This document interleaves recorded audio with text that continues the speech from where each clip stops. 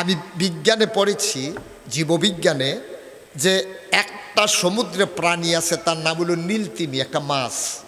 এই মাছটারে কাটলে 50টা হাতি বানানো যাবে। আচ্ছা, হাতিডারে কাটলে আমার মতো 20টা মানুষ বানানো যাবে, আর নীলতিমিডারে কাটলে 50টা হাতি বানানো যাবে। এই এত বড় বড় প্রাণী জুড়ে দৌড়াইতে পারে, এমন প্রাণী পৃথিবীতে আছে নাকি নাই?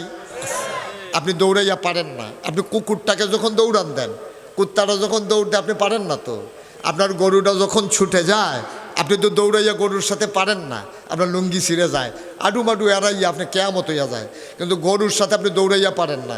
গরুর মতো একটা শরীর নাই, হাতির মতো একটা বড় দেহ নাই, তারপরেও আপনাকে মানুষ কয়, গরুরে গরু কয়, ছাগলরে ছাগল কয়, কাউরে আশরাফুল মাখলুকাত কয় না, আপনারে কয়। কারণটা কি?